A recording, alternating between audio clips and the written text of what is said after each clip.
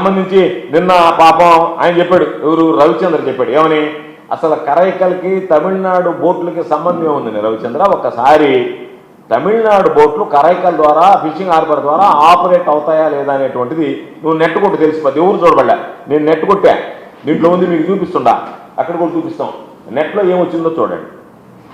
Yes, Tamil fishing boats are generally allowed to park and operate from Karaikal Fishing Harbour located in Puducherry Union Territory. The harbour acts as a regional hub where fishing vessels including those operating from surrounding areas such as Tamil Nadu, specifically near the Nagapattinam region, use the facility for docking, unloading, bycatch and conducting operations.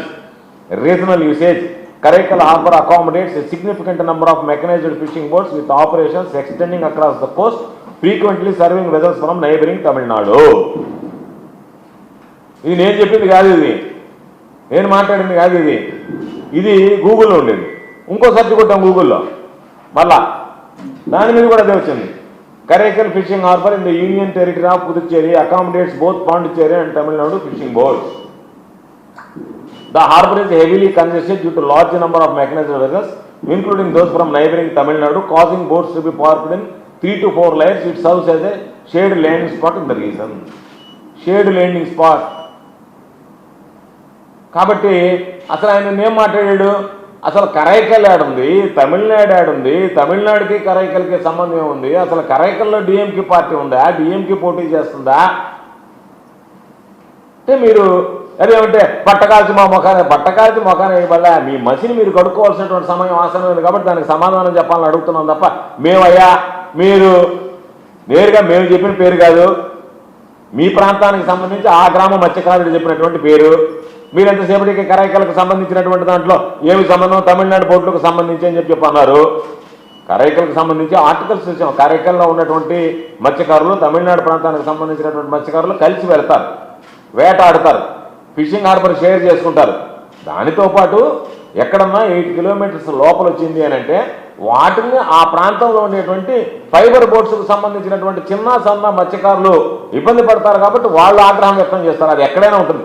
Karaikal వాళ్ళకి తమిళనాడు వాళ్ళు గొడవ, కరైకల్ తమిళనాడు వాళ్ళు గొడవ కాదు, ఎక్కడైనా ఏ ప్రాంతమైనా అదే కరైకల్లా తమిళనాడా కేరళనా ఆంధ్రానా ఎక్కడైనా సరే మెకనైజ్డ్ బోట్స్ ఏదైతే ఉన్నాయో ఆ మెకనైజ్డ్ బోట్స్ సముద్ర తీరానికి వచ్చి కనుక అవి కనుక వేట చేస్తే అక్కడ ఉన్నటువంటి మత్స్యకారులు జీవనోపాధి మత్స్య సంపద కోల్పోతారు కాబట్టి వాళ్ళు అక్కడ ఉన్నటువంటి వాళ్ళు వాళ్ళ సొంత రాష్ట్రం మీద ఆగ్రహం వ్యక్తం చేస్తారు. తమిళనాడు మెకనైజ్డ్ బోట్స్ తమిళనాడు తీర ప్రాంతానికి వచ్చి వెంటాడితే వాళ్ళు అక్కడ ఖచ్చితంగా ఎదుర్కొంటారు. కాబట్టి దాన్ని సమస్యను వదిలిపెట్టి ఏదో మామూలుగా ఏంటి జరిగేది, తమిళనాడులో ఉండేటువంటి మత్స్య వ్యాపారులు అన్ని దగ్గరలో బోట్లు కొంటారు, అదేవిధంగా కరైకల్లో కూడా రిజిస్టర్ చేసుకుని బోట్లు పెట్టుకుంటారు. కొంతమంది పర్సంటేజ్ బేసిస్ మీద ఇస్తారు, కొంతమంది శాలరీ బేసిస్ మీద ఇస్తారు, కొంతమంది మత్స్యకారులను వేజెస్ బేసిస్ మీద ఎంగేజ్ చేసుకుని వాటిని నడుపుతారు.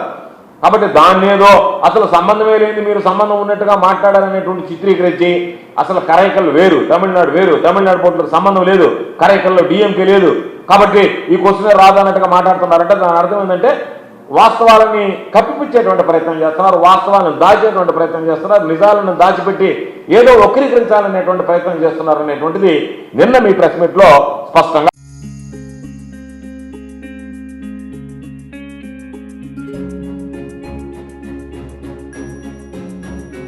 పెద్దమ్మాయి లాగే చిన్నమ్మాయి పెళ్లి కూడా గ్రాండ్ గా ఎలా చేద్దామని ఆలోచిస్తున్నారా? అవును, వాళ్ళిద్దరు నా 2 కళ్ళతో సమానం కదా.